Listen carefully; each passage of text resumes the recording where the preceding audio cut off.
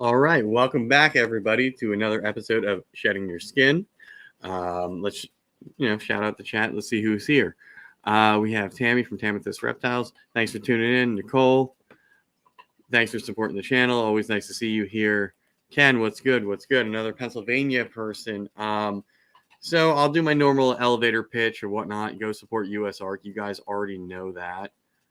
And I'm about at that time where I got to go renew. So if you're not a member of USR, go support them. They fight for our rights as reptile keepers. Yada, yada, yada. It's the same old thing every week. Just go support them. It'll be cheaper than buying pretty much any snake. But I feel like I got a steal today. So I did pick up a lace male from a local pet store. You can see the video on Tuesday because I haven't filmed it yet because I've been busy all day today, but awesome steal. I have no clue what I'm going to do with him currently, but I will figure that out because I should have a bunch of clown stuff at my disposal, so that's probably where we're going. Really excited about that. It was a great belated birthday celebration since most of you guys know that I had COVID and I missed out on my actual birthday, and I was supposed to go to a craft beer and do a reptile show at Oaks, and that didn't happen. So yesterday we did the craft beer and went to the Reptile Depot, which is a local pet store here. And I saw the snake yesterday and I was like, yeah, need more info. Store got busy. I wasn't driving, obviously. So yeah, it was a great pickup, and tune in on Tuesday to see the unboxing video, or at least taking him out of his current enclosure that I got him in. But anyway, so that's enough of me rambling. So we have another Pennsylvania person as our guest this week. And I always want to say Scales because that's what it used to be, but it's Lauren from Multiplayer Morphs. Welcome, Lauren. Hello. Yeah, I keep calling myself Scales too. That was my biggest fear, that I was going to mess the name up, even though I see the logo, right? And it's a cool logo. So, two-part question to open. Well, one, tell everybody where you're from, what you do, and whatnot, and then explain the change in name. So my name is Lauren. I am from Katanning, PA. I run and operate Multiplayer Morphs with my husband, Jeff. We originally used to call ourselves Skelly's Exotics, and that's what I started with before I met him. And then after we got married and stuff, and he started taking more part in our hobby and stuff, and both of our addiction now to the reptiles, I decided that it was time for us to rebrand and kind of show that it's a multiple person business, that it's not just me. I mean, I'm the face of it. He doesn't really like to do the whole camera and do the lives thing. But we kind of wanted to do something that showed like our love for gaming as well as our love for our reptiles. So that's kind of where Multiplayer Morphs came with. And yeah. So it mainly had to do with just me getting married and bringing my husband into the fold. But I mean, it's a cool name, and the logo is awesome. You got the I was trying to get it to. I'm not on my Mac, so I can't airdrop it because I have the logo on my phone. But it's really cool. It's nostalgia for me. Going back to when we had Atari before all this. Mm-hmm. These crazy new video games. But yeah, I mean, I really dig the logo, and I know Gershon does too. I know every time I join his live, he's like, "Oh man, I still love that logo." I mean, he's a nerd like me. I mean, more so than a snake nerd. But yeah, I mean, there's just something about like brand recognition in a logo, and if you got one that's memorable, right? Mm-hmm. Like for the most part, I'm the guy with the beer logo.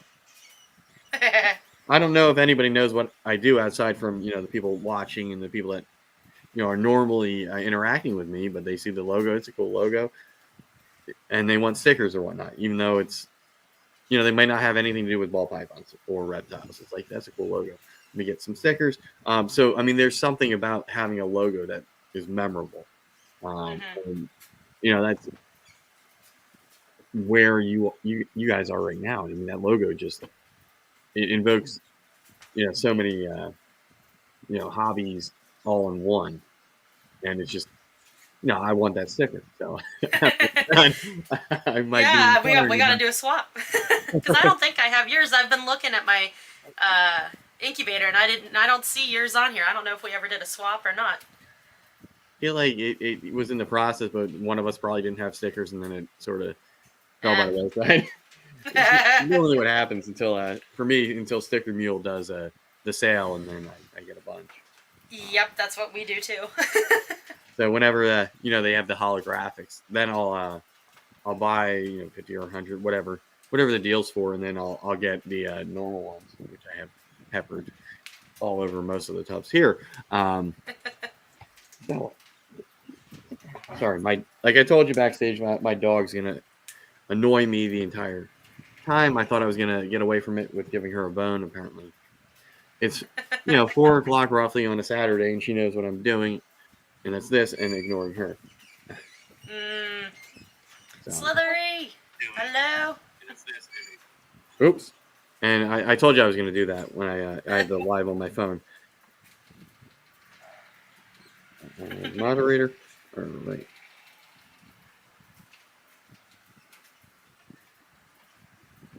I got everybody. Awesome. All right. Sorry about that. It's all good. The dog and the phone distracted me because I actually went to look at a message I got from somebody to see what the hell was going on. Because sometimes they tell me that I am, lagging or something's going on with the stream, rather Oh. than having it in the comments. So sometimes that happens. So anyway, so how long have you been keeping and breeding ball pythons? So I got my first pair of ball pythons back in January of 2018 with the, intent of making bells. Started out watching Brian Barczyk and learning, all of the stuff that he was posting at the time with the genetics videos, and I just got hooked and I saw bells, and, that's like almost everybody's first, like, oh my god, they're so beautiful. So I picked up a Super Mojave female and a cinnamon lesser, or super lesser cinnamon pastel male, and had the intent of breeding those two together to just make a whole clutch of bells. And then the addiction just grew and grew and grew, and we started breeding in 2020, and I only had one clutch, but that first clutch was what sealed it for me because I produced my first panda pied. So And back to the logo, that is one of the snakes, is it not? Yep, that's him. That's my panda pied hay That's bye. awesome. So. And it's just kind of grown from there. And we have a little bit of mix of everything, work with a little bit of everything, but my biggest projects right now are going to be the Oreo Pie project and stuff with Monarch. So, hence the other snake in the logo. I'm mirrored, so. But that's one of our other productions that we made this past season, was a visual Monarch female. So. Awesome. I still have yet to produce any Ultramel here.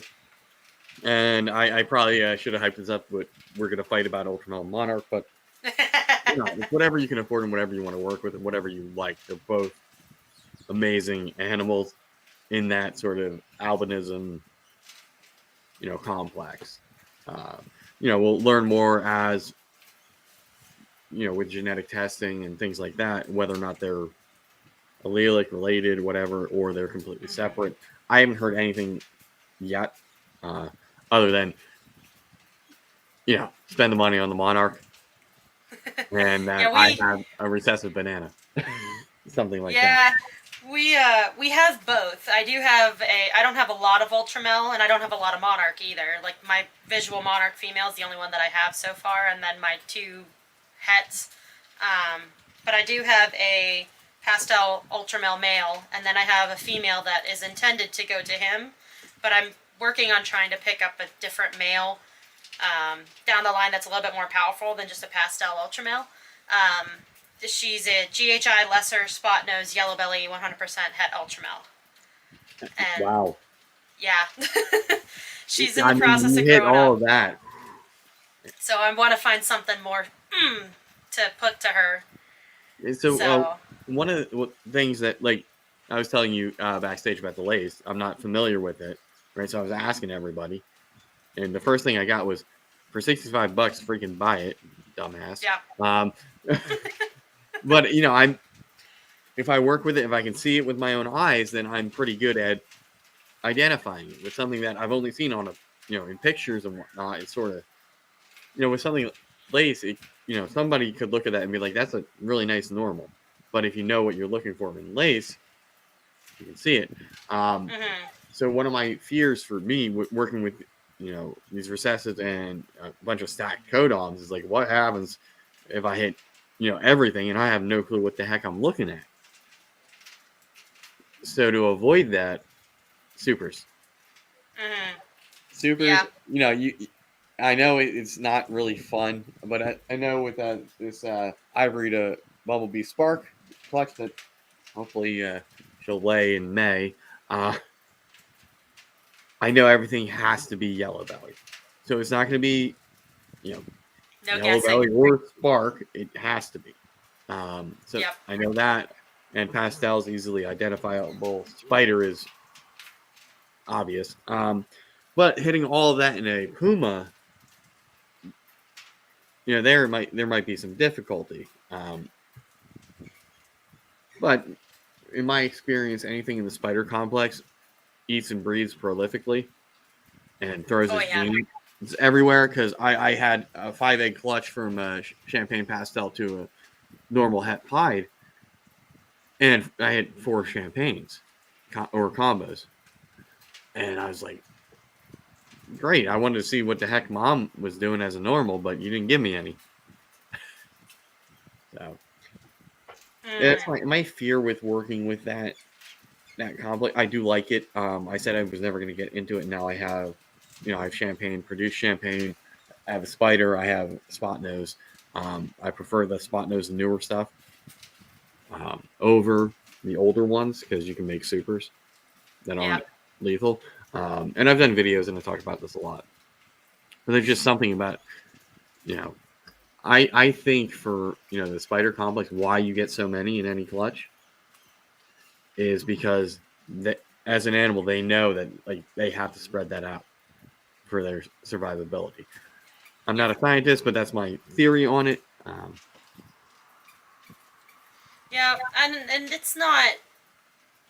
I know that spiders like a really like kind of like a lot of pet breeders look down on spider because of they say it's a neurological defect. I wouldn't say it's so much of a neurological defect. I'd say it's like an inner ear issue. Yep, you've read the same. Like one of the Yeah. only things that's actually been written about the gene that wasn't like an English major's Yeah. paper. Because my buddy sent that to me, and people have shared that article. So the super form makes that inner ear thing bigger, which is why it's lethal. Because yeah. Kills us. Yeah. But anybody that wants to talk to me about that, you can reach out to me in my DMs. I'm happy to just go back and forth on it. I don't think there's an issue with the gene itself. If you have one that's healthy, that's eating, it's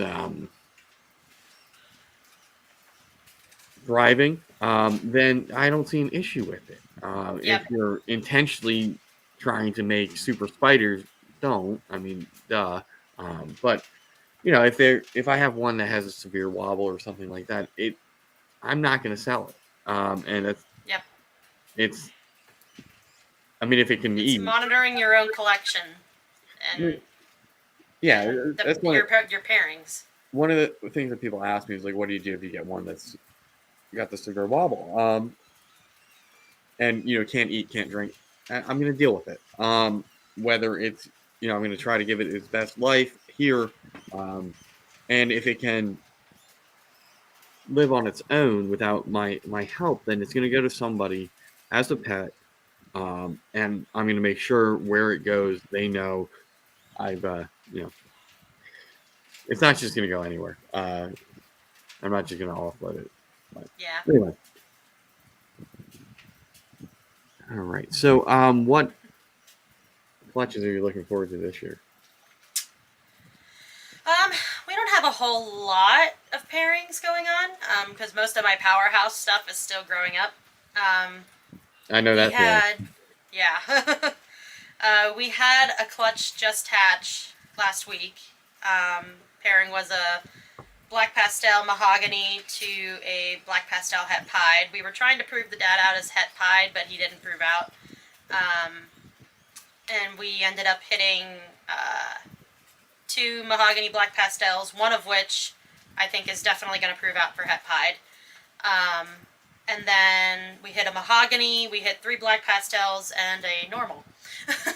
Surprisingly, no supers, which, I mean, I'm not mad about, but also at the same time, I was kind of disappointed. Like, oh man, I kind of wanted another black snake.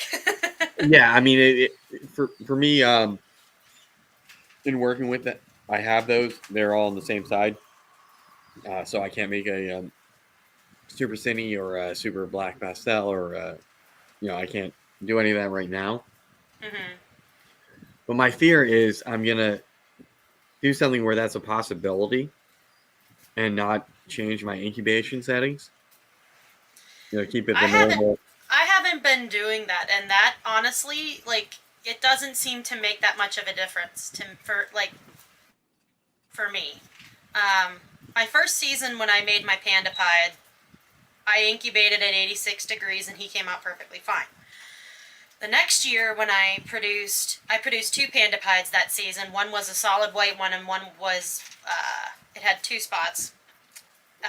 The two spotter came out with a minor kink in his neck, and I had incubated at the same exact temperatures as I did the first year with my first panda pied. And then the other one was so kinked, and he had a cleft lip, and it was, all the duck billing. He had all the issues. Yeah. So for me, I wish that was something that I thought was the key, was temperature, lowering your temperature. But in practice, it doesn't seem to actually work. It's just like a genetic odds gods throw. Like, is it going to be okay or is it not going to be okay? You're just going to have to find out. But that can happen with any. Yeah. Something I've been trying to stress is that you can work with something that is known to have potential issues, but anything. We're breeding animals. Even in people, it's still a genetic crapshoot of what can happen. So I could get married and have a kid, and my kid has some sort of issue that was unbeknownst to us, genetically. So something can always happen, and it's not necessarily because they're spider or because you're doing a super cine or something like that. It can happen to what normal to something that's been bred here for since we got into the hobby. It can happen.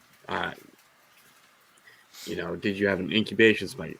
I mean, there's a lot of things that can go wrong or that can happen that can affect whether or not you have viable eggs. I had my leopard gecko. She laid, looked fine, but it was a slug. After a couple days, I noticed that, and she's just constantly, whenever she's supposed to lay, she's just doing a Partho slug, I guess, because I've never seen her, actually locked up with the males that I have. So, but yeah, I mean, stuff happens. You have snakes reabsorb. You think you're doing great, and then you look and you feel and you palpate, and you go, crap. As Nikki, my friend Nikki from Mutation Station always says, snakes do snake things. Like, you can't. Also, thank you, Nikki. Explain it. Yeah. Can't explain why they do the things they do and the things that happen, but. So for me, I was crazy. Like, I was optimistic. And my buddy was here yesterday, for my birthday stuff, and he was looking at him like, yeah, they reabsorbed. Just look at, I don't see anything, but at least that now they could be earlier on, and I'm just missing. I don't have an ultrasound, so I'm doing off of behavior and look and feel. Yeah. Could it be that she just ovulated and obviously there's nothing, no eggs. She just looked like that, and that's a possibility. I had that before, where I was like, "Oh yeah, she's gonna go," and then it was like, "No, no, she just ovulated," and now Yeah. I called it a little too early. But neither of these are proven yet, so it's hard for me to judge when their cycles are, when they're going. This girl's been paired last year and this year, and the same things seemingly happening. And I know the male this year was good to go. Yeah. I'm kind of bummed because I had one girl that she's still locking and stuff, but she, I think, reabsorbed on me because her follicles were way bigger than they were now. My pinstripe desert ghost female, it was a big sucker punch because I've been pairing her to my TSK exanthic male in the hopes to get the double heads. Yep. And exanthic. That's right up Jeremy Warfel's alley. But yeah, I mean, stuff happens. Yep. I will say, provided I have some snakes to sell, they will be immediately reinvested into an ultrasound. It's so worth it. I'll tell you what. I don't know what I did without mine because I can't palpate to save my life. I've only felt the follicles like once or twice, and I'm doing everybody's telling me, I'm like, I just don't got the magic fingers. I can pop a snake like nothing. Like Nikki always tells me that I'm like the popping god because I can just touch them and their hemipenes fly out. She goes, I've actually sexed a couple of their snakes that they didn't know were male, and they were like, "What the heck?" Yeah, I would like to say I'm pretty good, but I myself screwed up. I thought my when I hatched out this clutch, I thought the Champagne Pastel was a female, which was a lot better than it being a male. And then Jeremy was talking about his, one of his carpets being the wrong gender. I'm like, you know what? I'm gonna go check everything again. Lo and behold, Champagne Pastel's a male, available on my Morph market for anybody that's interested. I will make a deal. Get him out of my rack, please, because I need to make room. Besides that first clutch, I'm waiting on my pastel het monarch female. She's going to lay on she's due on the 29th. So we're hoping for more monarchs out of that. And then my blade double het hypo clown female, which I paired to my hypo het clown male, excuse me. She's glowing, and her follicles, like, as soon as I touch the probe of the ultrasound to her, like, they're massive. They're like this big on the screen. You're past the point of no return there. Yeah, she's gotta be ovulating anytime. And then my super pastel Enchi TSK exanthic female is being paired to my TSK exanthic male, so I'm hoping for just a lot of Enchi pastel exanthics. Out of that, I need more exanthic in my life. Yeah, I mean, I do like it on its own. For me, it's sort of hard when you're adding, color changing stuff to a black and white, essentially black and white snake. I mean, Enchi it makes sense because it's gonna mess with the pattern, but it's still a hard sell for me. I like the color. Yeah. Light or dark. I can't blame you. It doesn't matter. I can't see putting all these, color changing, pattern changing, high, oranges and yellows into a black and white snake. Mm-hmm. I'd rather put that into, keep the dark color stuff over here and the lighter color stuff. And where they overlap, there's certain genes that just work great together. In that, Ultramel is one of them. You can Ultramel light, Ultramel dark. You put it with cinnamon, you put it with mahogany, something like that, it's gonna scream. You put it with pastel or something that's gonna brighten it up. Yeah. So I'm doing both. I have my Ultramel pin paired to cinnamon girl. So hopefully I'm gonna hit the sin pin. I don't know how much I'm gonna hold back from that one. the right animal, definitely. All gene depends on what gender I need at the time. Probably a male and a female, but other than that, they can go. Uh, Definitely, really hoping that I hit the pinstripe double heads this year because that would be awesome. So it's a ultra pied project, and I have the female pied 100%. An ultramel I got from Kai that's growing up to sort of get me ahead. Mm-hmm. So I joke with myself that I'm going to produce a freaking double visual recessive with ultramel before I produce my own ultramel. And at this point, that's likely. But the nice thing, at least for getting that snake, the Oz gods hate me for the next 2 years. I can take my male ultramel and put it to her and hit ultramel 100% het pies, and they're easy to tell.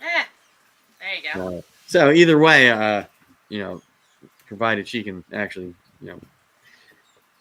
go, then it's a year later, but I'm still good. And then I'm making ultramels, which is the ultimate goal here.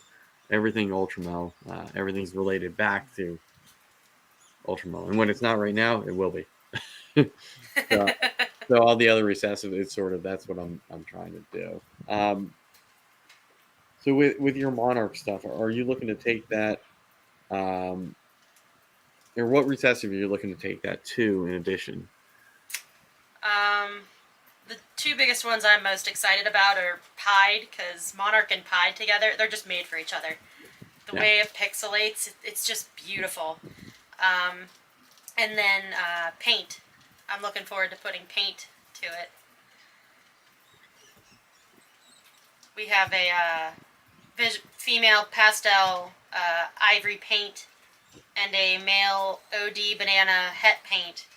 I'm hoping by the time that my monarch grows up, I'll have something a little bit more kick-ass with male-wise that I could put to her and get like the double hets, guaranteed double hets. Because I don't know if anybody's really working paint and monarch. I mean, Justin obviously might be because he's Justin. But working everything. Yeah. Well, when I was looking at the lace stuff, I was like, everything's freaking Canova stuff. And it's like, well, I don't have the clown and the spot nose, and I don't have a yellow belly lace Batman to in my collection to compare that to. So I mean, yeah, paint. I like working I don't want to say smaller projects. I like working the projects that not many people are working. Because everybody's going to make Batmans. Okay. Yep. Or Pompeii's or Krakens or whatever.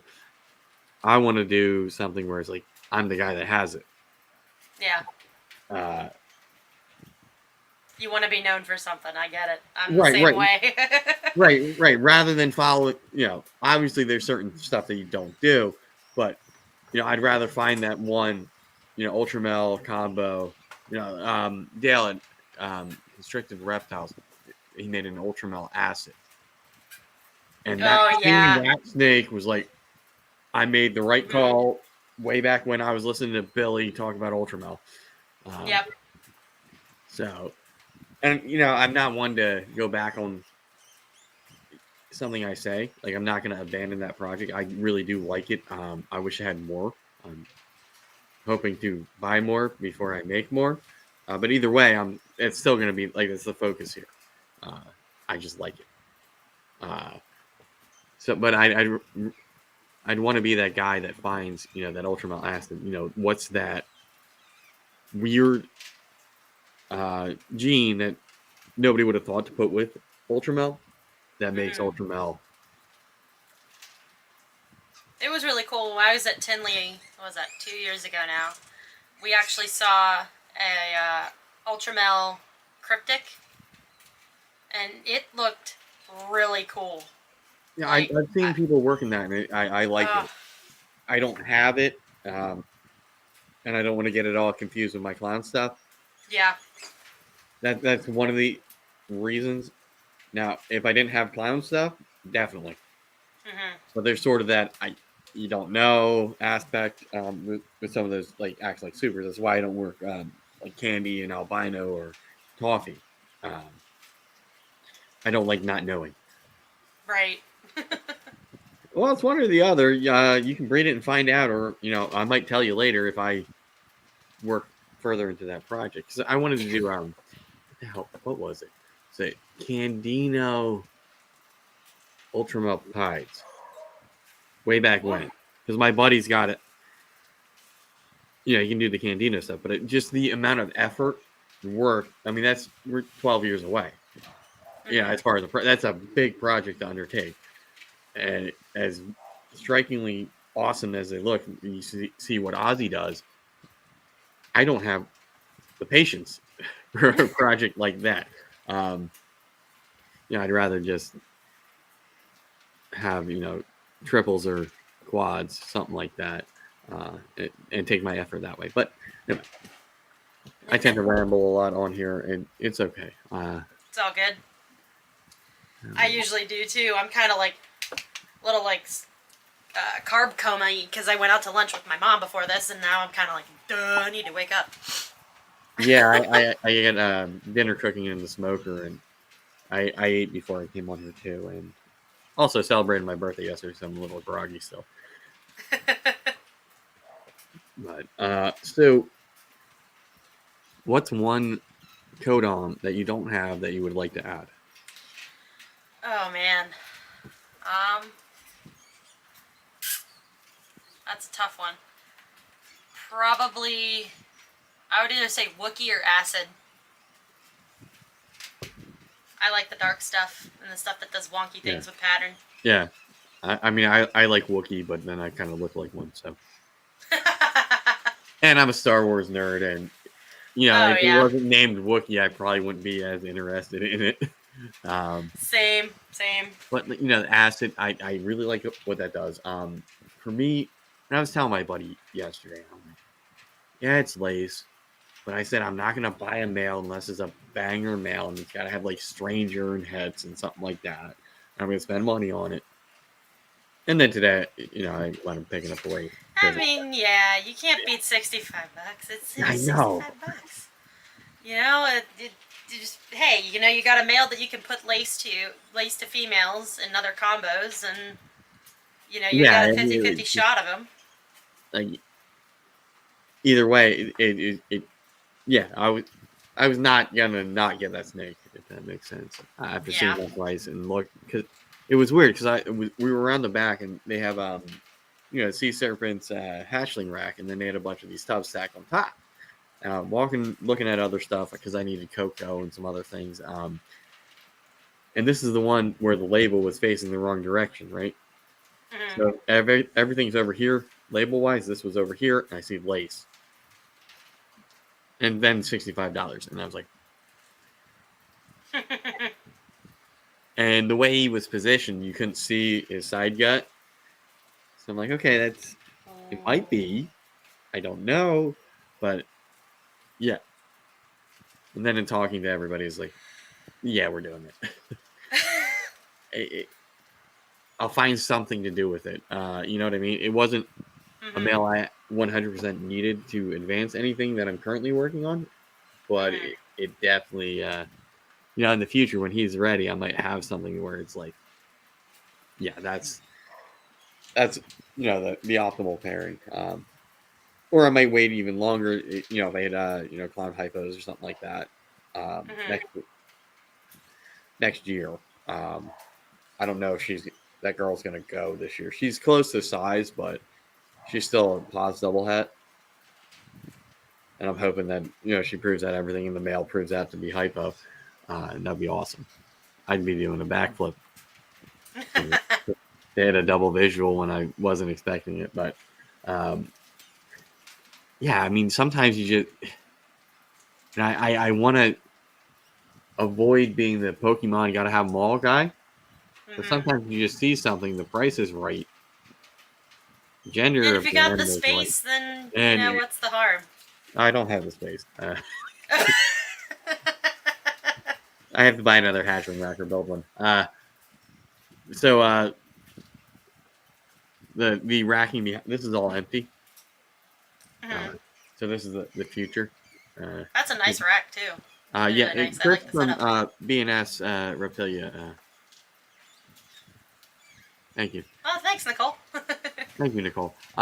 So this is the future, and Nicole was like, "Oh, I'm proud of you. You know, you actually got stuff." But I traded rats and whatever for it. But so hopefully in the next couple of weeks, these will be wired up, or this one will be wired up, ready to go. I can move some out of the hatchling rack. And, you know, That's always a good feeling. with Moving snakes up. with the two that reabsorbed, I'm sort of like a little sigh of relief that I'm not gonna have like 30 more possible snakes coming. And, you know, now it's like 10. 10's manageable for my situation right now. So it's sort of like I really wanted to hit that stuff, but then at the same time, moving some of these lower end animals has been difficult. Yeah. The market's not being kind right now. Yeah, well, the one's still assist feeding. It's in shed right now, so I don't know if she's gonna take on her own. And I think she will. But the one I have listed has been up there for a while, and it's like, and it's still relatively inexpensive for what it is. But it's a boy and it's champagne, and I'll probably give it away to somebody at this point. It's possibly double head dreamsicle. So yeah, I gave one to Jess. I was actually won the egg from Jeremy Warfel's giveaway, and that's the champagne het pied male. The thing is stunning. I wish it was a girl because it would have stayed, and I would have probably gotten rid of all the other snakes I had from that clutch as a trade for that snake. But I did it. I'm waiting to ship it out. Did hit a pastel. I would say it's probably het for pied, and also the possibility of being het lavender in there. I don't think it's there, but it could be. So the guy that gets it, if he hits that, awesome for him. Plus, then I can say my mail is at 100%. Hey, yeah, there you go.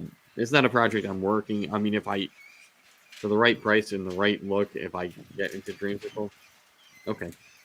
But yeah, I'm sort of I'm stuck in my own rut that I made for myself with what I'm working with. I should add more, but I don't want to. Mm-hmm. Like working any recessive project, it's a lot. Luckily for me, some of these are paired up, you know, as doubles already, so I'm a little bit ahead of, you know, visual to visual pairings for most things. So yeah, like everybody's like, get Desert Ghost. And I'm like, oh, 5 recessives now. I think I'm way past that. Is that a problem? Well, for me, and it can go either way. So there's the, you know, somebody would say get rid of everything that's not ultra mel or, you know, hide het ultra whatever, and focus on that one, and then branch it out with hets for the other. And then, you know, that's what these racks will be filled with. But I'm like, well, you know, I don't need. I'd rather take my chances and do more. I think Adam from Proper Royals is like that, where he's like, I'm going to work with everything, and if I hit him, awesome. Rather than, yeah, if you can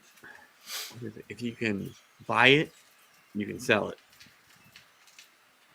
I think it was something I've heard. Yeah, I'm one of those people that like I mean like I could go out and like I'm you know trying to make double visual hyper clowns, and I mean yeah it's not the most insane double visual, but like I could go out and buy one for like $1,000 and then pair them to other stuff. But I like making stuff on my own, like even if the projects take longer. I like the satisfaction of knowing like that I'm the one that produced it. Right. I like taking the long road. So for me, I bought the male that started my first clutch. I bought as a juvenile, so I didn't actually. I grew him up, but I didn't really grow him up. But the female I got as a hatchling. So there's just something about waiting that little bit. It's the satisfaction of watching your animals you raised up on Rather than, eggs. I gave people grief for like being a COVID breeder. Uh, for me, it was just timing. That's when I moved here. I like, oh, I got room. I don't got to deal with mom and dad anymore. I can get animals again. And then, so when I moved, I had a ball python and a bearded dragon. And well, now we all see where I'm at now. So, it was. I've always been interested. I was out of it. School, work, bouncing around from place to place, and then finally settled down. And it's like, yeah, we're gonna get back in. And then I discovered reptile social media, and then it was like, well, what did I miss the past decade? You're just hooked. There's more than just pies and albinos and clowns now. Like, yeah. But I mean, they were, and now, I'm kicking myself in the butt a little bit because I've been buying some proven breeders from other people, and it's just to add genetics and have that, Yeah. Get ahead a little bit. But yeah, I mean, there is something to watch growing everything up, waiting the 2 to 3 years for it to happen, as opposed to just buying it in right away. So for me, I've learned a lot about behaviors, things like that. Yep. Before I was dealing with like one ball python. That's one ball python. Sometimes you have one that's a teddy bear. Sometimes you have one that's nippy. Yeah. So yeah. Yeah, I can. Yeah. Well, that's where my problem began, is when I discovered Morph Market. Back in the day, they're still there. Was it king snake and like fauna? Yeah. Like I had no clue that Morph Market existed, and then once I found out it did, down the rabbit hole. But when it's just been getting better ever since too. Yeah, I mean, there's more stuff. I mean, there's so much untapped potential, and yeah, give us hate for breeding ball python, but it's the most popular reptile in ever. Yep. They're easy to care for, much better than big monitors or iguanas or something like that. Yep. Now, if you want to go that route, I mean, I was very, very, very tempted to spend $40 for a Nile monitor today. It was a very good looking animal, and I was tempted. I'm like, but I don't want to deal with that. I mean, I've had monitors, I've had bitey stuff. It's not for the right bigger lizard. I'll do it again, but I'm not just gonna get something because it's cheap. Yeah. And I was very tempted. They also had a Mata for $40. So if anybody's local to me in Allentown area of Pennsylvania and you want a Mata turtle, $40, Reptile Depot. That's cool. I think it was a surrendered pet. Huh. I cannot foresee why that was $40. Yeah, you don't see those very often. I think I saw one at Tinley last year, and the dude wanted hundreds for it. Like, yeah. I was like, even if you, not that I condone flipping, but you could definitely buy that and resell it, and buy a couple ball pythons with that. Yeah, I mean, the Reptile Depot is I don't want to say your typical pet store. I mean, he focuses on reptiles and exotic animals, and the prices aren't terrible. $50 for a Savannah. I don't like big lizards being cheap as hatchlings. I mean, he's got sulcatas there too, but they're knowledgeable about what they do, and they'll tell you what you need. So rather than sell you the sulcata, they'll sell you a Russian tortoise that gets that big.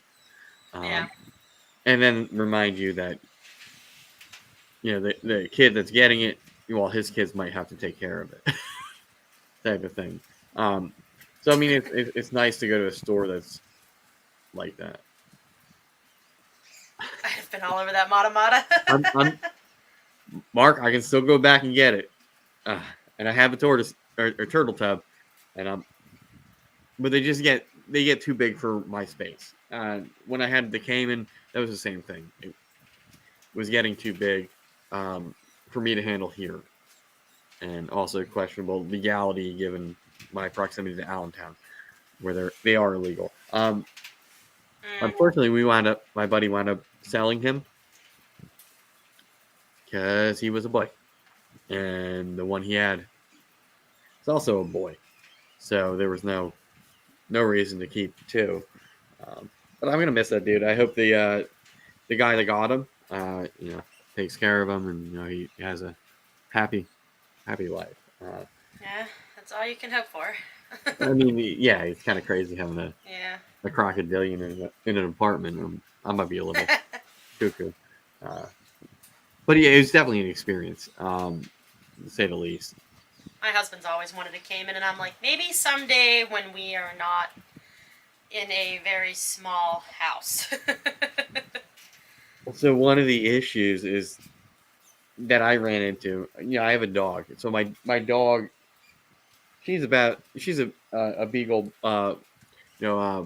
bulldog mix. So she's about a foot and a half tall. So she's right over all these enclosures that are on the floor and whatnot.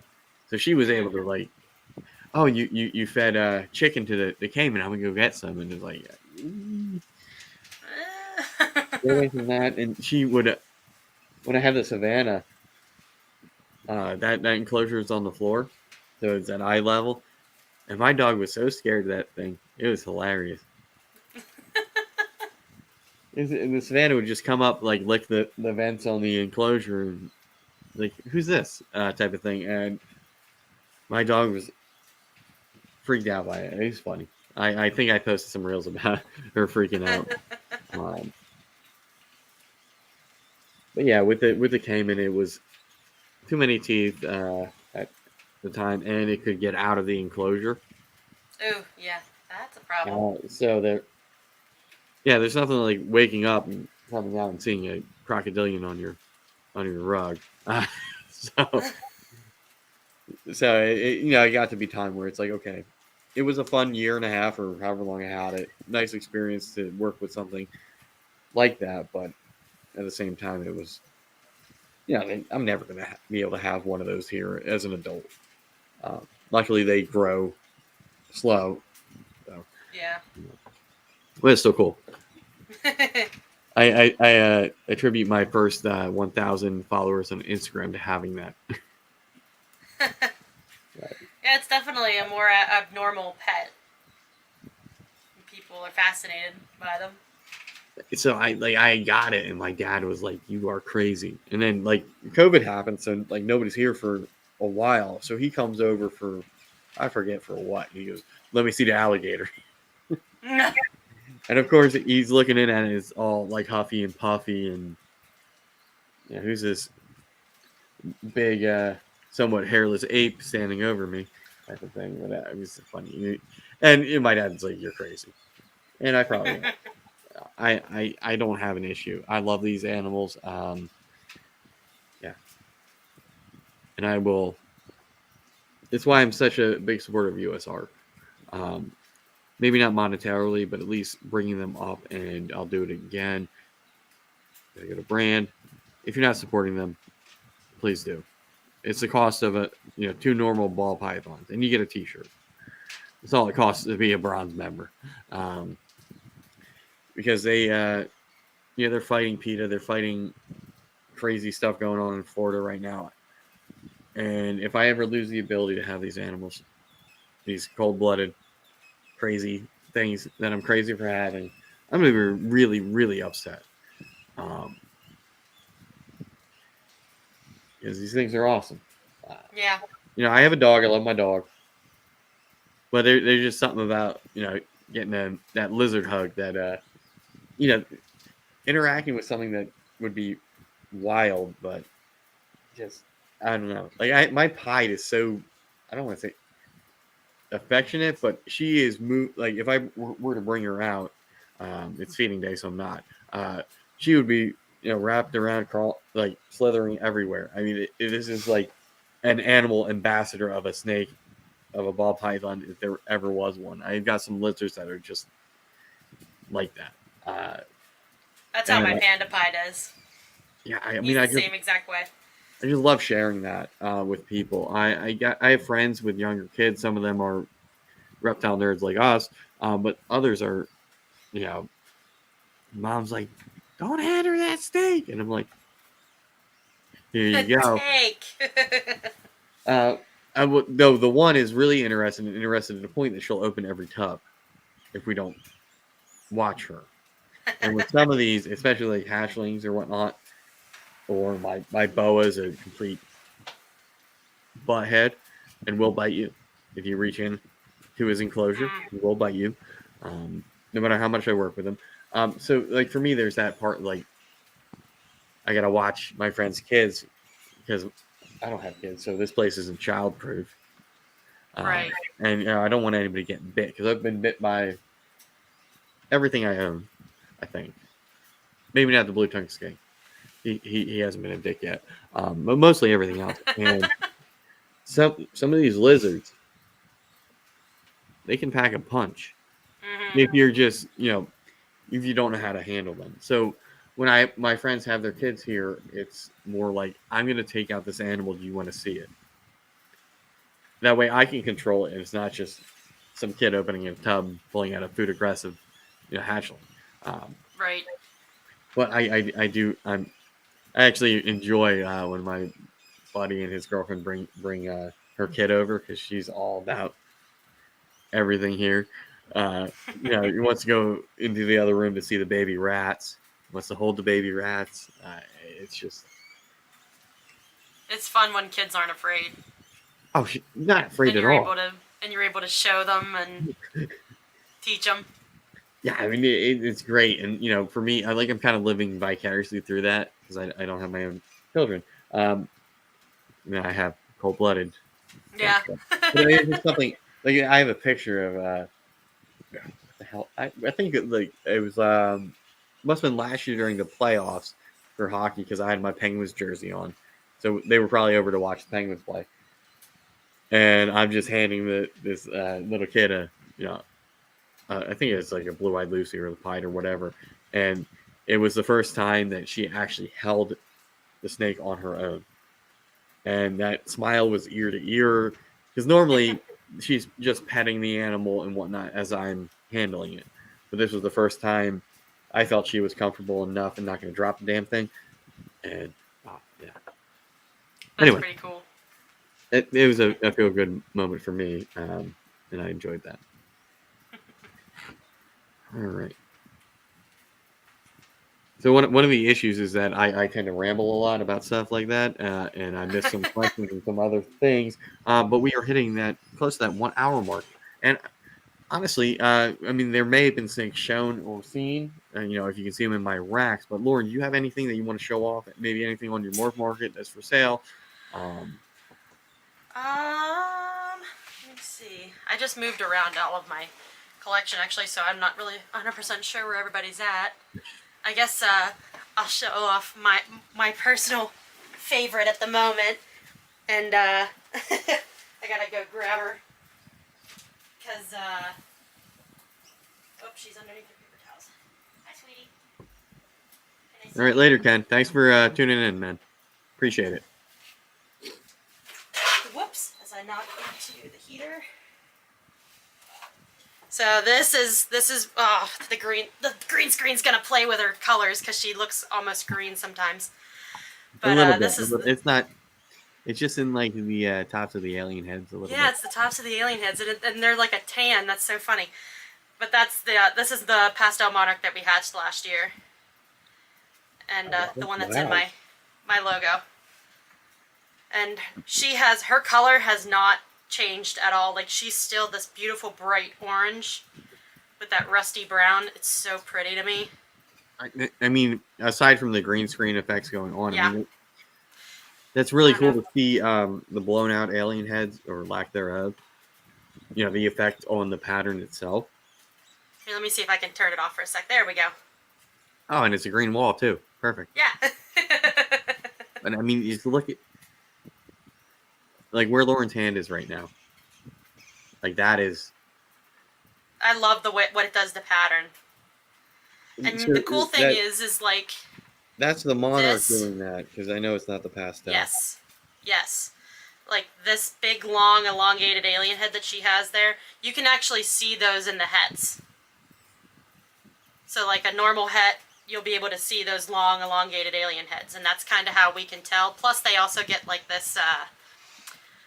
I'll leave my green screen off for while I'm showing off snakes, but you'll see like a clover. They'll get like a clover head stamp. Obviously, not like that. That's the pastel showing, but they'll get like a clover head stamp that you can see, and then they also get this really nice blushing on their dorsal striping, and they'll get like weird little like puzzle pieces in their dorsal. But I really like what Monarch does, and I'm looking forward to putting it to like other pattern changing combos and getting this color. Oh yeah, like Enchi. Yes, it'll make it even more orange, and oh, I'm so excited. See, part of me is weird, and I want to throw like champagne to it because champagne does so much to, it blows up what you see as a normal ball python, as far as pattern and anything like that goes. And leopard and Enchi can kind of bring it back. So I'm just interested to see, like, I might be dumb when it comes to that, and I'll throw champagne to something I probably shouldn't just to see what champagne does. I mean, the damn animal throws off a visual pied-looking het pied. So, I mean, yeah. Eventually, for me, that if I get an ultimate female that's not got plans, that's what's happening. I'll pull out one of the babies from this clutch. I'll see if I can dig out the one that I think is het pied. They're all like super in blue. Most of that clutch will be available. I think I'm going to hold back the one that's het pied. The one that I think is het pied. Because I'm going to test her. Yeah, they was all going to be, what, was it 66 or 50? They're all 50%. Okay. Yeah. The dad ended up not proving out, so... Oh my gosh, let me see if I can dig her out. Got pretty strong markers, so... Yeah, especially because this one, it's a black pastel mahogany, and so, like, I'll show you the difference. You can probably kind of see it. Take this one out. Now, which one are you? I think this might be her. So, did you move? Are they old enough to be in separate tubs yet, or are they all in this? Nope, not yet. They're still in the process of going through their first shed. Okay. So they're all like mushed together. Yeah, I know you had that. You hatched them out recently. Yeah. They all came out on the 1st, which was pretty cool. They were all ready to go. Come on, get your nose, back your nose up. Boop, boop, boop, boop. Not hook around your sibling. Okay. All right. So this one is the one that I don't think is going to prove out. Wow. So it's beautiful though, and even deep in blue, like the pattern of this animal. Yeah, I wasn't looking stunning. in the head. I mean, black pastel mahogany. Yep. They have like no eye stripe. What's the gender of that? I can tell you here. Hang on a second. Let me put this one down. Don't run away. Where's your butt? This one is... I think it's popping male. If it was a girl, I might be interested. I'll double check. Not that I need more. It's just mahogany is something I'm looking for. I'll double check, but those might just be scent glands. But I usually don't really pop them until after they've shed. And, yeah. Yeah. But yeah, I love what this combo does. I'll pull out a closer to adult female too to show you what they look like. But then the difference you can see in this other one is the blushing. Whoops, I can get my arm around my mic. So the blushing on the sides is a lot more intense, and then she actually has, come on camera focus, she actually, if you see down by her tail, she's got like blurring of her pattern. Uh-huh. And that's like the ringer. it's not doing it any justice because she's deep in shed. Right. I mean, it looked. I mean, possibly tracks. Yeah, it's kind of hard to see because they don't really have any belly pattern. But I mean, yeah, then, ringer is quite obvious. Even yeah. in shed. Um, So like between that one and the other one, I think that one's gonna prove out. And then the other mahogany, where's it at? We hit just a normal mahogany that could be het pied. Is this you? They're all in a ball and I can't tell. yeah, I used to hate that. At least for like mine were they're all different. I mean, I hit 2 champagnes, but the one has a little block of white towards her tail, so she was easy to pick out. This is the mahogany.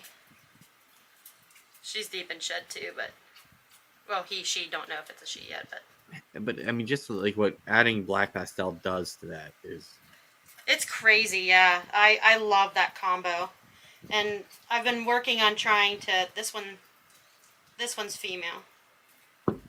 Yeah. But just like, I love mahogany by itself, how it like blurs those alien heads.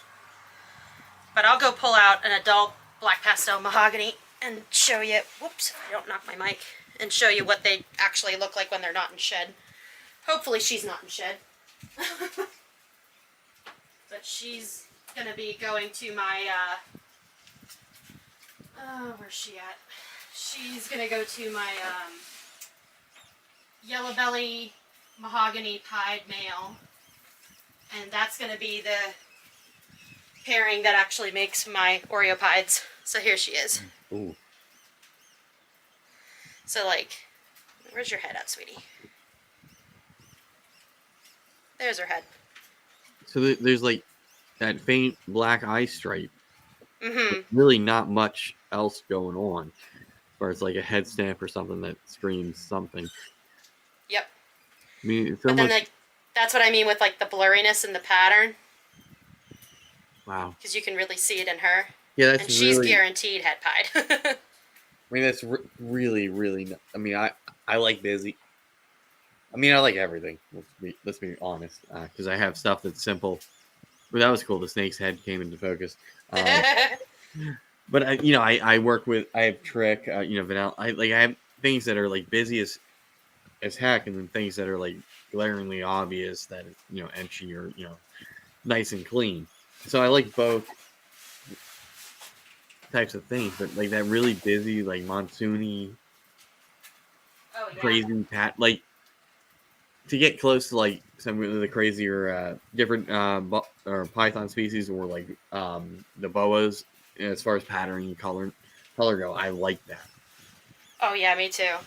This Like, is that GHI lesser spot nose head ultramel or GHI lesser yellow. Whoops, you got a piece of shit on your head. She actually just shed out this morning, but this is that GHI lesser yellow belly spot nose head ultramel that I was telling you about earlier. Wow, I like that. I like what her sides Even do. if it's got a bell complex gene in it. I mean, it's as long as you don't have one on the other side. I mean, that's gonna be. I'd actually be really interested to see what the heck the ultramel all gene looks like. Yeah, the guy, I got her from Royal Ambassador. Okay. And he actually said that he produced the Algener, and he showed me a picture. Oh my god, it's absolutely stunning. I mean, It's so purple. There's so much going. Yeah, I was thinking it was going to be more purple than. Mm-hmm. That's what was going to draw your eyes rather than the oranges. Yeah. It's ultramel light and dark simultaneously. Yep. What's and it's that? cool because she's got a bunch of like paradox spots. That's cool. Yeah. Wow. Now I'm noticing more. That's wow. It was like got banana, but doesn't. Yeah.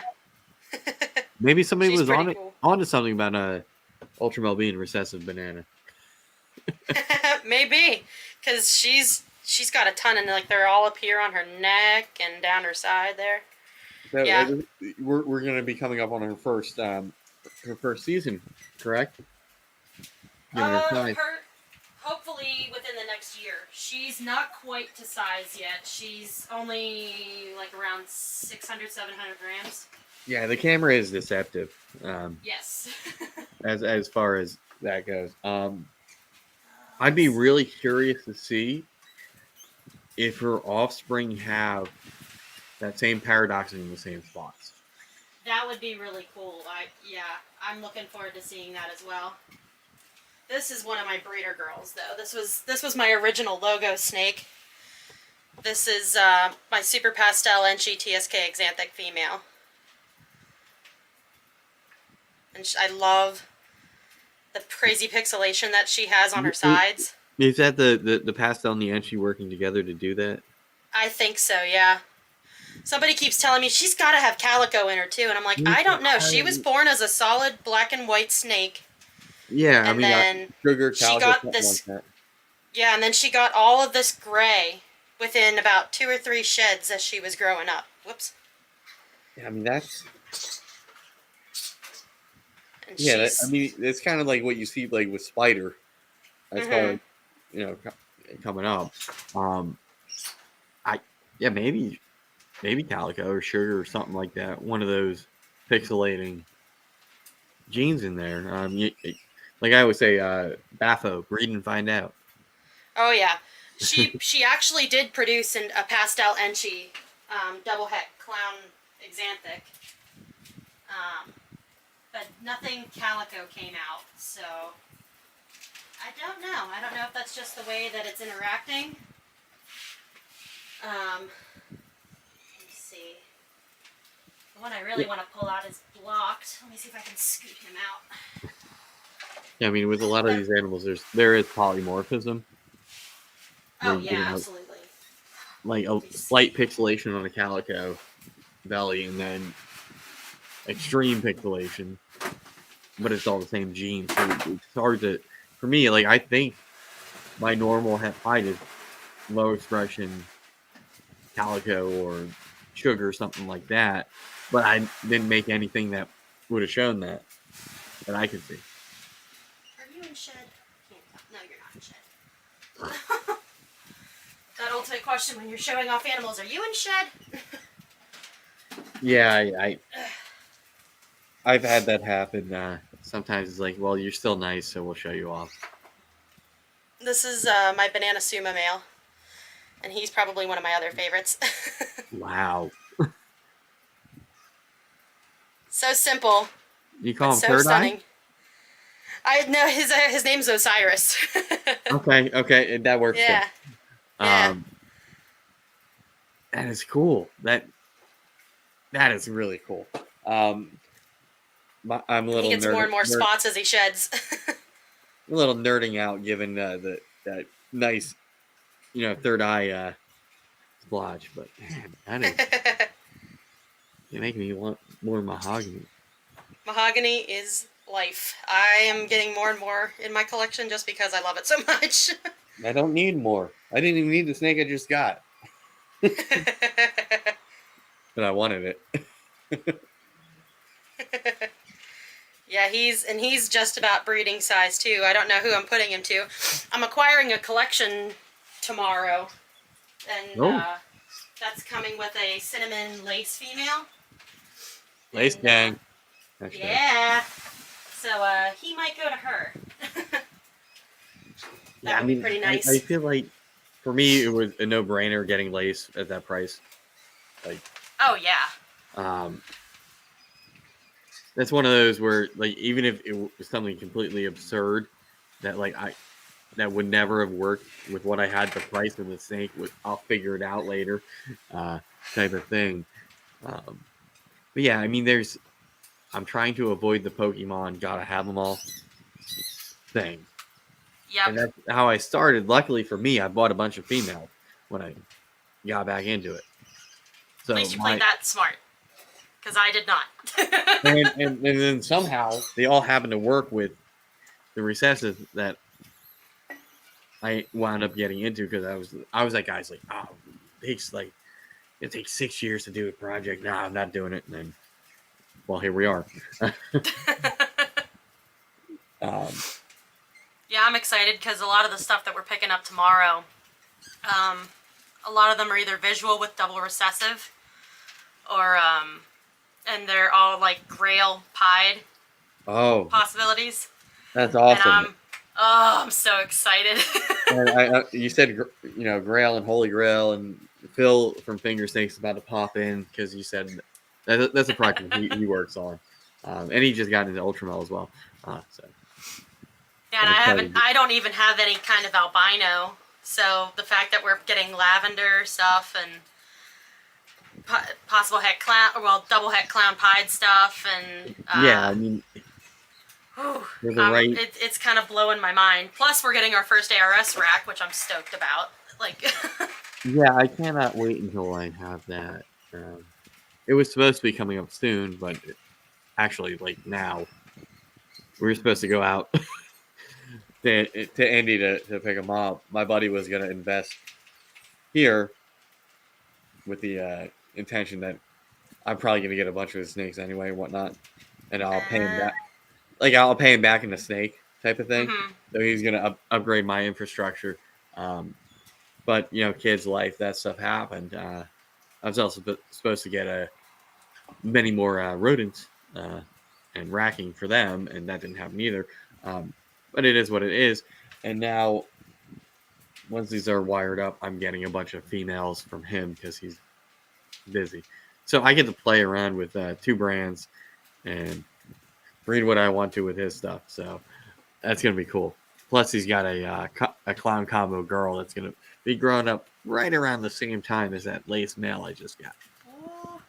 So that was gonna be a joint pairing anyway, but it'll just be nice to have everything here because I don't like having snakes. Like I have one of his snakes, and he's got two of mine, and I really don't like that they're up there. They're not Yeah. here, especially like because they're conversation pieces. At least the one is because it's Blade Clown, and if Mm-hmm. you watch any of the Usual Suspect stuff or Ray from the Luring Servants, everything it's a joke now. Anytime the clown comes out, is there Blade in there, type of thing. So he's like my most powerful male, and he's up at my best friend's house, and I'm like, can you come back here? I might have girls ready for you, but hopefully we're gonna hit Blade. Everything's gonna be Enchi, double head albino clowns. Ooh, yeah, those would be Possible nice. hypos. We won't know that. I'll figure that out before he knows because I have the pairing coming up next year or later this year. Hey Ashley, how's it going? What's up, man? El Harper, how's it going? So it's just cool that I'm the guy I pushed him into ball pythons, and now he's gonna let me have some of his that I can That's play pretty around cool. with. Because I've been the one that's really been driving the direction Mm-hmm. of where both of us are going. Because it's like, oh, you gotta get this, you gotta get this. Oh, you don't have clown, I have clown, and then he gets clown. All the stuff that I had that it was gonna be like mutually beneficial, you wind up getting as well. So it's just been it's a cool relationship. He's like my best friend. We go to the reptile shows all the time. Yeah, it's just cool that he's gonna let me play around and That is really cool. house his animals while his kids grow up because they're busy and whatnot. Um, that's their choice. And hopefully we make some money, make some cool snakes out of the deal. Plus, I get to be the one that because we'll argue about like, oh, no, you put this to that. It's like no, you want that to this type of thing. And now I have the say. That's like my relationship with Nikki. Her and I are always like bopping off each other, saying, "Okay, well, what can I pair to this? Oh, what can I do to this? Oh, do you want to do a joint pairing on this? Oh, well, can I be on the waiting list for for this clutch? Like I've already told her, I'm selling her a part of my liver for a clutch she's got coming up. That's Wookie and paint and a couple other things. And I'm like, oh my god, I need some of those babies. I need at least a female." Well, like Brad was like, yeah, whatever, just give me a lace clown combo, like, and we'll be fine. Like, okay, like shouldn't be hard to do, since given that we can produce those in like 2-3 years. But yeah, for me, it's like it's not a sprint. It's Like, a nice slow jog. We're doing a marathon here. and Take your time. Enjoy the process. yep, because I Yep. would, and I think on my day before my birthday, I was talking about this. I would rather have a awful, genetic money wise clutch as my first clutch, right? Learning. I wouldn't want to be making like Yellow Belly Lays Batman as my first clutch and I screw that up. That's a huge hit, right? Not to negate the value or of any life or an animal. It's just you want to be able to grow with this and learn rather than going, I'm going to get into ball pythons and crested geckos because they make money and go like that. And Yeah. not know. Kike! What was that?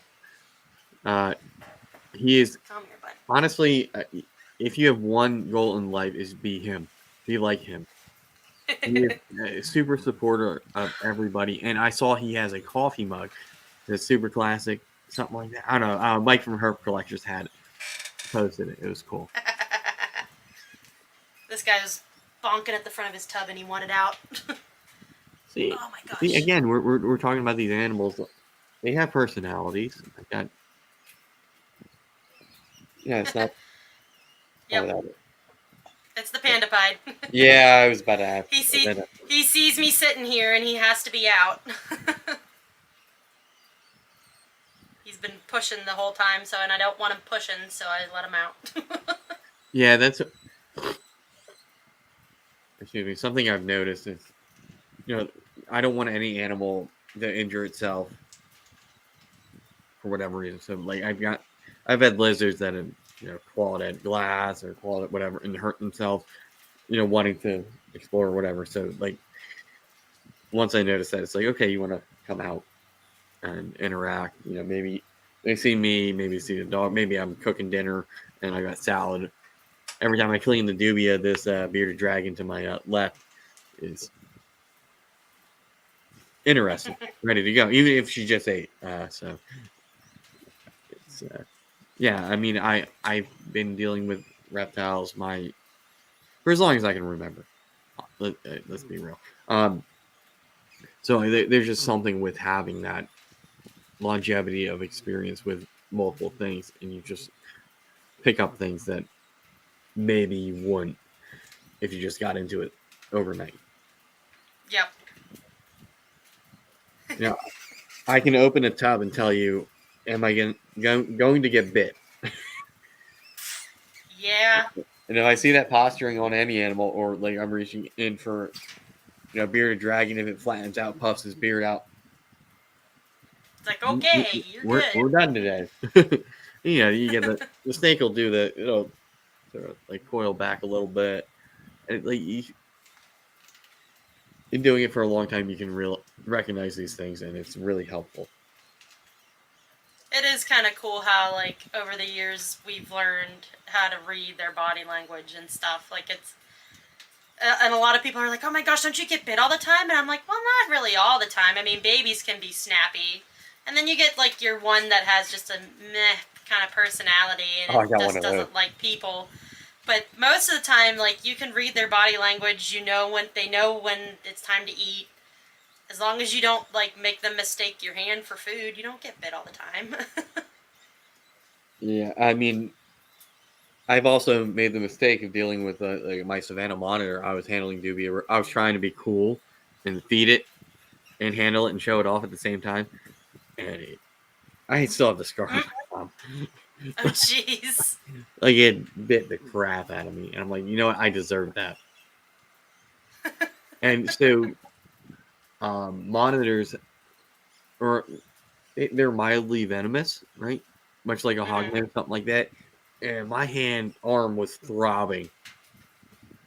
Like, if you get when you get stung by a bee, like that sort of feeling, and it's like, oh man, this this is awful. It's called it's a poison control hotline. I'm like, hey, is this normal? For me to feel this? And they're like, we have no clue what you're talking about. I'm like, you're helpful. Thank you. Thank you. Yes, I was aware that this could happen. At what point do I get concerned? Because you don't want to. Didn't want to go into like anaphylactic shock or something like that because I'm Right. allergic to the toxins or whatever that's there. Yeah, Yeah, I get you. I remember that I had to pry him off. I used my forceps, pried him off. Okay, we're done. And I had hand sanitizer or something like that, and I just knew I had to sanitize that straight away, and that hurt more than the bite itself. But I'll never forget that it was the initial chomp and then the crunch. Ouch. Now, was he a decent size? Yeah, he was big enough that it was not a Ouch. nip. It was a. I mean, a rat has done worse to me, but this was. Significant. I had to apologize to my neighbors upstairs for my Nicolas Cage F-bomb when it happened. Because yeah. But yeah, it happens. That was owner error. That was me being dumb, trying to score points on social media and whatnot. So don't do that. Read your animal. Feeding is feeding. Handling is handling. Keep it that way. But yeah. And like I said, I ramble on about a lot of things and a lot of my experiences. Hopefully somebody figures out you don't buy a Savannah monitor because it's cheap. Yeah, I've always wanted one. I think they're cool, but I'm more of a snake person. I don't know how well I do with a lizard. Like, maybe like ones that are, like the blue and green monitors. Somebody was looking for one of those Just stream visual, monitors. Like, just ones to like admire and look at, and not to like handle. Like, oh, they're just so beautiful. Yeah, I mean, there's certain like I'm confident enough that I can handle most things. Not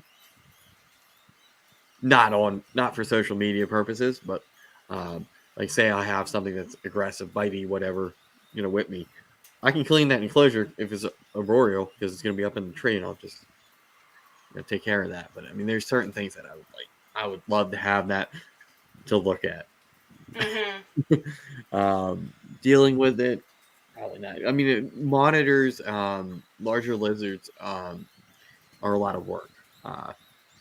There's a lot that goes into the interaction, target training, things like that. I don't want to say it's like training a dog, but it's up there as far as the dog's gonna love you and lick your face. This thing might tail whip you and bite you. Yeah.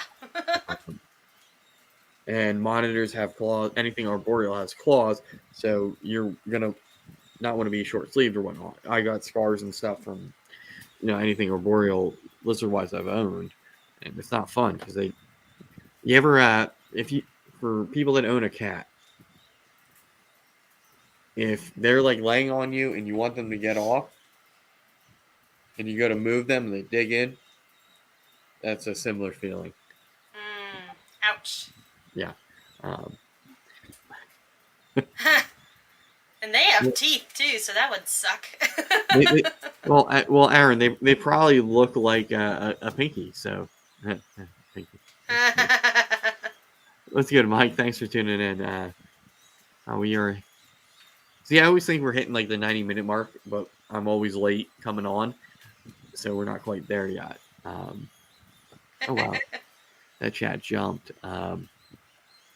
But yeah, I mean, for me, like I like to share my experiences, and I was a weird kid with reptiles growing up, and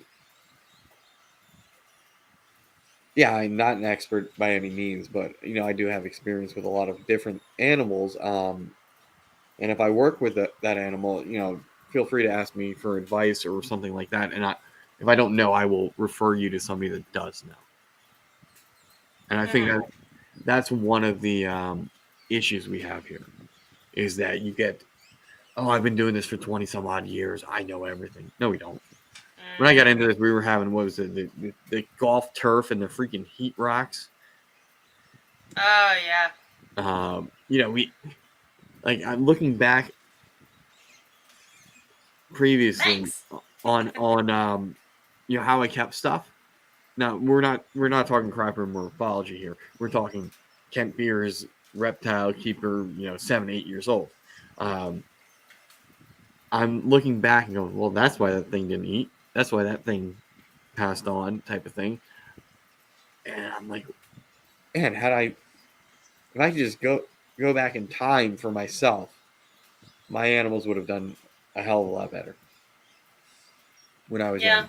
young. But again, the whole hobby, the whole industry, we didn't know any better at the time. It's all about learning and growing. I have stuff now that's thriving, where before it was like, oh, we got this exotic, bought it off the it's usually the largest one of the larger tables, maybe a corner at your reptile show, and it's got the cool stuff, right? Usually all imports go from show to show, so it's like now I can kind of keep those things alive longer, a little bit, depending where they come from. Okay, so, oh man, that's awesome. Yeah, congrats. Congrats. Where are you going, Hey Bye? Come here. How often you burp your eggs in the incubator? That's a good question. I usually only do mine, I do mine on the 30-day mark. And then once they hit around day 45, I check on them daily. It also helps if you have a glass door on your incubator, so you don't have to open it. Yeah. I don't have that. My incubator is a big old igloo cooler that has water at the bottom that I heat with the aquarium heaters. Yeah, so I that's my backup for if my Russian tortoises ever decide to go and lay, they'll be in that for forever. So what I didn't know with them is I actually have to I might have to put them in my refrigerator to brumate them. Oh my gosh! In the wild, they're only active for a certain amount of time, where they come out, eat, and breed, and go back to brumation. So I don't know if I'm comfortable with that. Yeah, we have to. Jeff, my husband, he likes hognose snakes, and since they're a type of colubrid, they brumate as well. So he actually went and bought a wine cooler fridge because you can control the. You have a better idea of what the temperature. Oh, yeah, so he's gonna, whenever our hognoses get big enough to breed, he's gonna put them in there to brumate. That's cool. I just can't, what am I going to take my vegetable crisper and throw 2 tortoises in there? I guess. Because and the male seems to be ready to go. The female might not be big enough, but again, with Russian tortoises, it's hard to, know the actual age. But I do have the right genders, so. They are super cute. Both of ours think they're boas. Every time I stick my hand in there or open their tubs, they come flying out, mouth open. And they will latch on to the first thing that their mouth touches, whether it be my finger, the tub, the bedding, the tongs. Yeah, I've noticed that they get all huffy and puffy, and they'll try to, bluff strike. Ours don't get aggressive. They just think everything is food. They smash their head into you, and it's like, well, you're rear fang venomous. Come on now, do better. I love how babies will play dead, and they'll just keel over and stick their tongue out and just and how dramatic. I think it's fun. I mean, they're cool. I've seen some hog noses that are like, I want that, but then it's like $5,000 for that snake, and I'm like, not really. But Yeah, hognose are starting to come up there in like morphs and stuff with value too. There's a local guy. He's got no social media. I've got his business card around here somewhere, and I told him it's like if I ever get into hog noses, I'm buying from you because like he had something that was. Well, the one next to it was $10,000, I think. This one was not for sale, but it was like some deep red. Like you see these new bearded dragons that are like flaming hot Cheeto colored, like that really deep red, and it's like wow. I can think about doing that, but for me, like in Pennsylvania, one of the things I want to see when I go out herping is that eastern hognose. I have never seen one. I want one so bad, but I think we have to have a permit to have them here. I don't think you can touch them. Yeah. They're either threatened or endangered. There's a couple. I've seen most of them. Some of the fossorial stuff that the wormy snakes, I haven't seen because they're in the ground. But like ringnecks, garters, copperhead, timbers, I've seen. In your normal run-of-the-mill milk rat snakes, corn snakes, that stuff. But yeah, there's certain ones that I'm like, if I see that, it's like cool.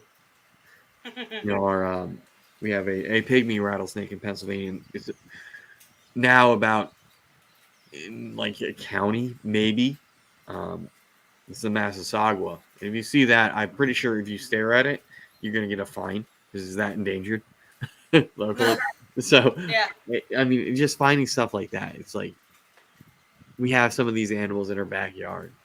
I mean, we're in Pennsylvania. It gets cold in the winter, and we got rattlesnakes and stuff like that. I mean, I just think it's so cool to be able, for me, to drive a couple miles and I'm in the woods. State game lands. There's some tin down there. Hopefully, it stays there. Nobody removes it, and then find cool snakes. But definitely out by your way. I mean, oh yeah, probably very easy, very quick. We see copperheads, racers. I haven't seen a timber rattlesnake. Green, what do we have? Green grass snakes or green? Oh yeah, those ones that you can't sell that people capture and sell at Hamburg. I've seen. Yeah. Corn snakes. We do have corn snakes over here. I've seen them. Yeah. I've seen quite a few things because I'm kind of like more out in the woods too. So. I mean, I've had garter snakes. Now I live right next to the city of Valentine, so we're, maybe there's a herd of white-tailed deer that will run by, but other than that, no real wildlife. Maybe some geese in a parking lot or something like that. But I found toads here. I found garter snakes here. So it's been kind of cool to, like, this is relatively urban-esque, and to be able to see these animals it's been cool. But my only experience with the timber, I was golfing down. I think it was in grad school, so it was like Adams County, South Central PA, and I had to drive straight middle of the fairway. I'm like, okay, this is great, but from where the tee box, I couldn't see what the heck, actually where it landed. As I'm approaching my ball, there is a timber wrapped around it. Oh my gosh! And I look over at my buddy. I'm like, can I take a drop? Now, I probably could have taken, my longest club and shooed the snake away, much like a snake hook. But it's like, man, this is cool. But so then we got into arguing about whether or not I actually had to incur the stroke penalty for taking the drop. It's like, do you want me to go to the hospital because I got bit by a timber rattlesnake? I mean, I just thought that was funny. And he's like, fine, no penalty. Like, thank you. Because, like, I mean, we had to get away from the animal. Because it was already ticked off that I hit a golf ball at it. So, one of my funnier stories about interacting with wildlife. But I mean, like down in Florida, if you're golfing, or the Carolinas, or somewhere where it's nicer, there's all sorts of critters on the course. I remember visiting my uncle, and there's tortoises and stuff just walking around. I guess now there's iguanas and a bunch of other crazy stuff in Florida, but I just think that's cool. Yeah, seeing Yeah. lizards and whatnot. I don't know. Like I said, I'm weird. Well, no, I agree, because we went down to Florida for our honeymoon 2 years ago, and I got so excited just seeing anoles running around. I'm like, oh my god, look at the anole, look at it! And my husband's like, yeah, honey, they're everywhere. Like, but we don't have lizards. like catching one, and it was my pet at my grandparents' house for like a week. It's like, I got an anole or a gecko or something. But it was interesting. I don't know how the hell it got there, but they had a tokay gecko that lived under their house. And it was a male. He would make his breeding call, and it took us a while. It took me a while to figure out what the hell it was, right? Mm-hmm. I never saw the thing, and I wanted to catch it, even though I would get bit to hell, because it was cool, and plus it's not native, so to remove it from the environment. But I even crawled under their double wide to try to find the damn thing. Where are you going? It's like, it's okay, gecko. Is there? And plus, it's Florida, so there was like alligators in their like little fishing pond they had where they live. Hey, what's good? What's up? I was talking about you earlier. We were probably talking about hypo and Mojave and all that fun stuff.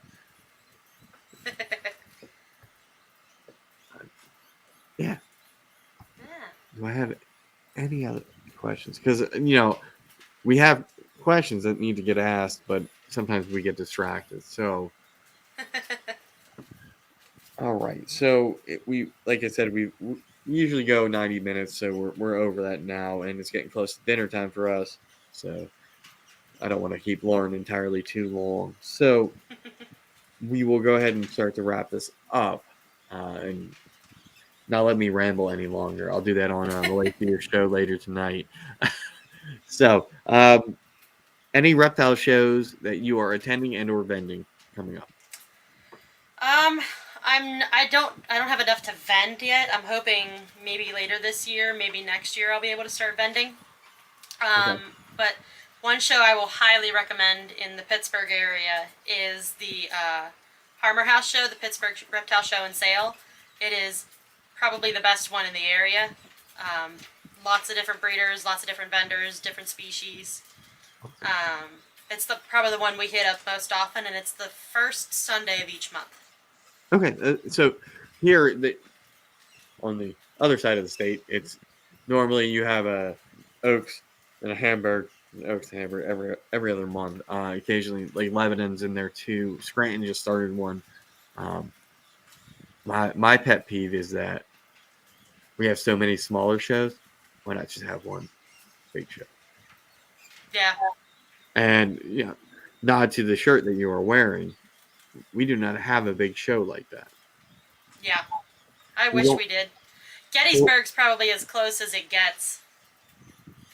But like in the Northeast, we do not have a big reptile show.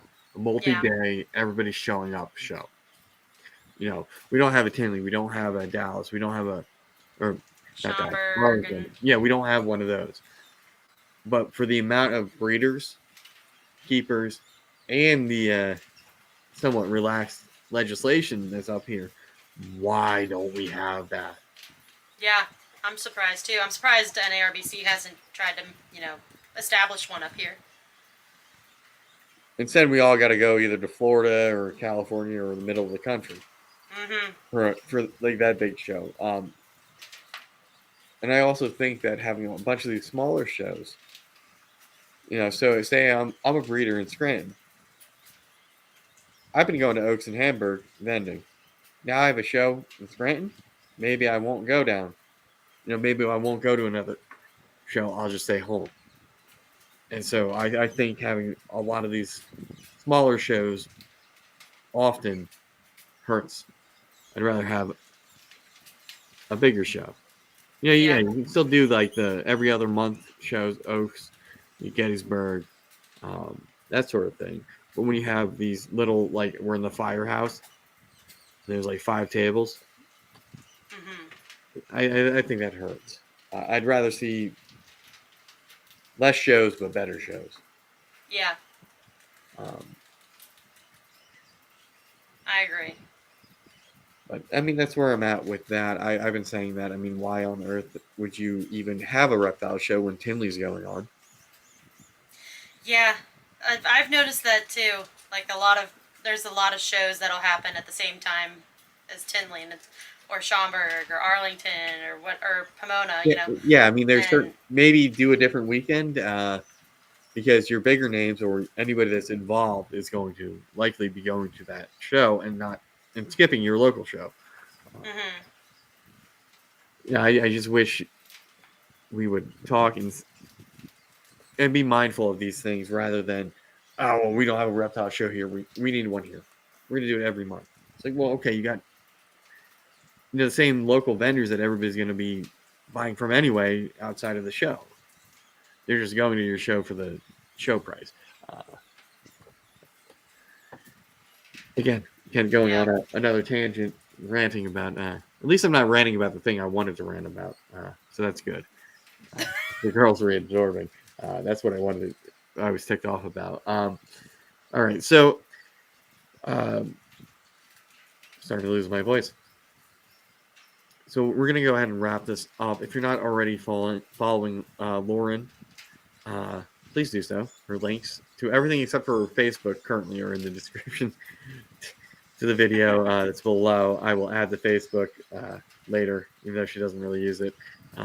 But to have all of her handles there. Also have the link to her morph market. Um, you do have what 2 or 3 listed I have right like now. 3 listed. Yeah. So And if you're then the babies from this clutch will be listed once they've had enough meals. so if you're following her, you'll be able to see when she posts that on the Instagram or does a YouTube video, and then hit up her morph market, buy some of her snakes. And while you're at it, go over to my morph market and buy this damn champagne pastel male for me. I will make a deal just to get him out of Iraq. But yeah, we are approaching dinner time, and I like these more laid back, not forced conversations rather than Oh yeah, question type of thing. So I think I we agree. covered a lot. I hope we entertained you guys for the time that you guys have been here. This is the first time in a while that my dog didn't actually have to go out in the middle of the show. So that is impressive for me. Normally, I take a halftime. Dog goes out. I check my phone and whatnot. But anyway, all right. So thank you for everybody that is tuned in. Next week, I have Tucker from Purple Rain on here. So it's going to be ball pythons, but there's going to be more stuff than just ball pythons. So that's always cool to have somebody else on here. That's not one of us nerds. It's one of the greater collected reptile nerds talking about other stuff showing off. Um, green tree pythons, things like that, other animals. It's always nice to see stuff that's just not ball pythons. Because I'm a nerd like that. Anyway, I am losing my voice. This is the first time. Might have happened when I was on with Feely, but I was on a bunch of lives previously. But yeah, I'm losing my voice, so that's mainly one of the reasons why I want to cut this short. Even though our conversation has been great, plus it's dinner time. So thank you everybody again for tuning in. I appreciate all of you.